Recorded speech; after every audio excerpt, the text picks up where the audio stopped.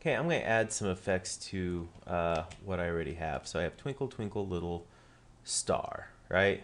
So something that might help with star is give it something that makes it a little more shiny, right? Under effects up here, first off, I'm going to select the layer.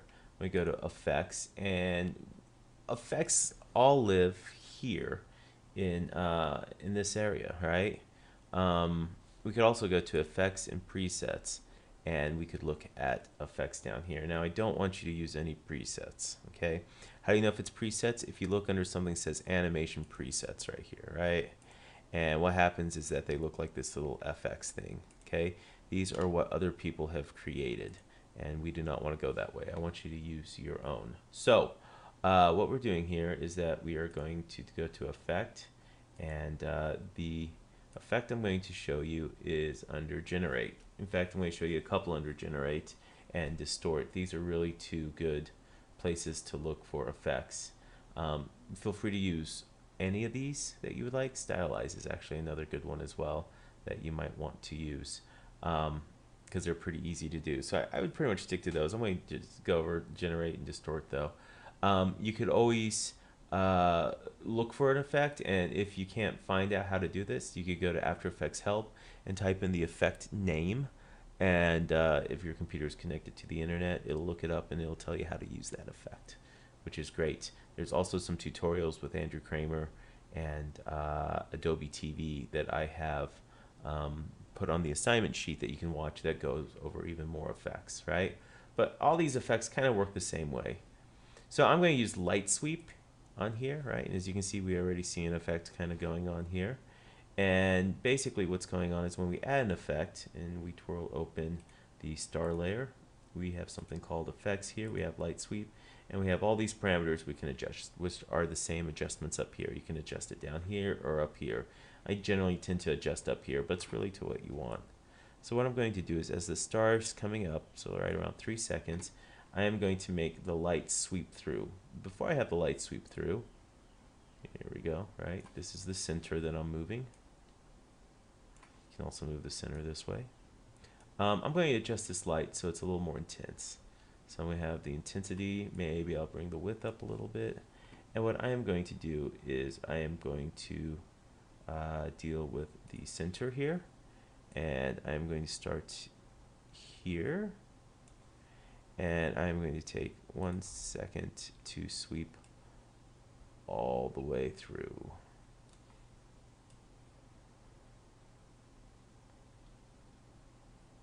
Okay. Like, you know what? I'll go ahead and do this the entire time. Sweep through here.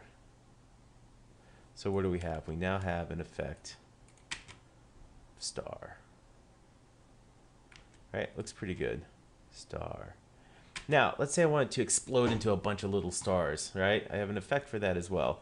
Right now, currently I have a fade out. So what I'm going to do is get rid of the fade out by getting rid of these keyframes here under opacity, right? And what I'm going to do instead is have this thing bust up into a bunch of stars, maybe at 20 seconds. And that effect I'm going to use is under generate as well. Nope, it's not. It's under simulation is what I'm going to do. It's called CC Scatterize, right? And what this does here, as you can see, I'm putting it under star again.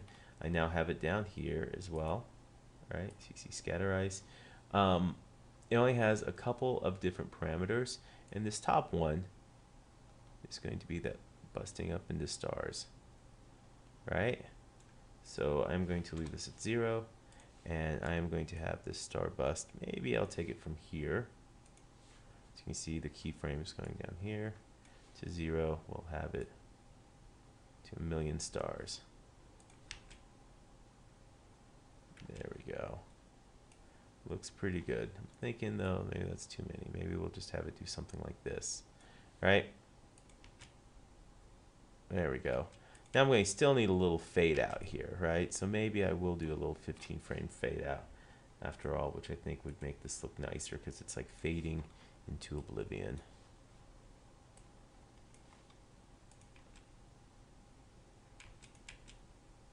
There we go.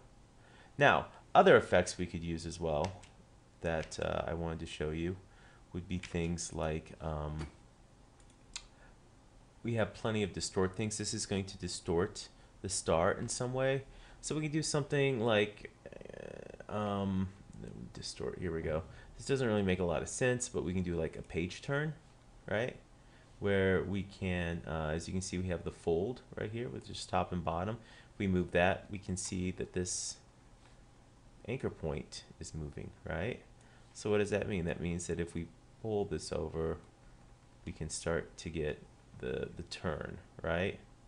And then these directions will tell us exactly how the turn is going to happen, right? So when we control this thing, what's going to happen with the page turn,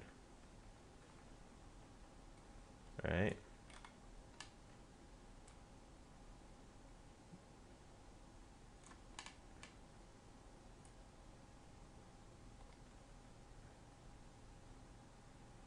Okay, if we wanted to do that, and of course we animate the control, right? What else do we have here under distort? We could do things like we could do like a twirl, right? Where, as you can see, we can start to twirl this whole thing, right? But we also have a twirl radius that we can adjust, where maybe we just want the center, maybe we want to do the whole thing to make it upside down, right? And of course, all this can be animated with stopwatches, right? So the distortion is actually a pretty good place. Blob our eyes, right? Look at that. I don't even know what that does, but let's check it out. So we could do the softness of the blob, have it blob in.